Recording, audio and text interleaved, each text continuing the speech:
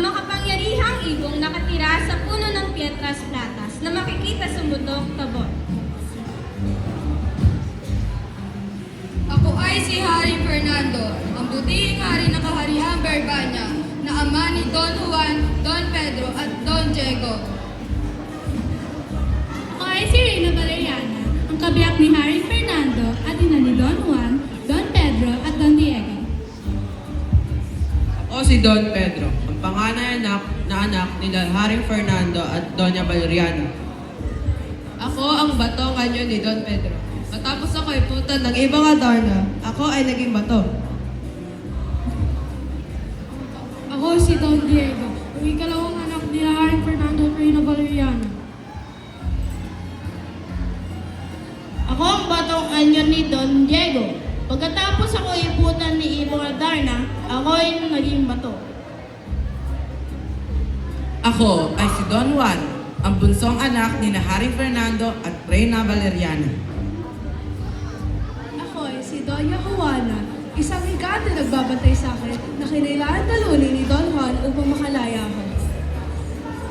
Ako ay si Doña Leonora, ang nakababatang kapatid ni Doña Juana na nabihag naman ng isang serpiente. Ako ay si Capico Blanco. Hi, Esther. Ako si Doña Maria Blanca, ang prinsesa ng Reino de las Cristales na ama si Hari Salerno. Ako ay isang manggagamot na ipinatawag ng magkasakit si Hari Fernando.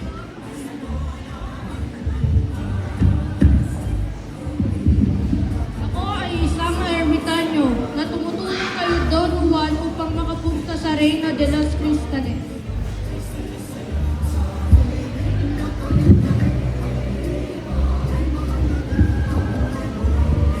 Ako ang leproso. Ang mahiwagang mata ng leproso kay Tongi na nagsabi ng mga bagay na dapat gawin ni Don Juan pagdating niya sa Bundok Tabor. Ako ay isang ermitanyo. Ako ay tumulong kay Don Juan upang makapunta siya sa Reino de los Cristales.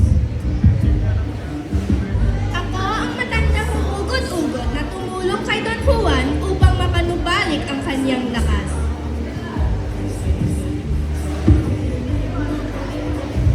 Ako ang ermitanyo. Ang mahiwagang matanda na tinilang Bundok Tabor.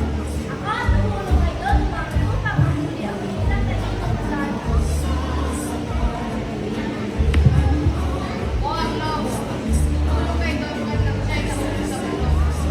Ako ang higante, mabagsik, malakas at malupit na tagapagbantay ni Doña Juana. Ako ang serpiente, isang malaking ahas na may 7 ulong nagbabantay kay Doña Leonora. Ngayon na nakilala na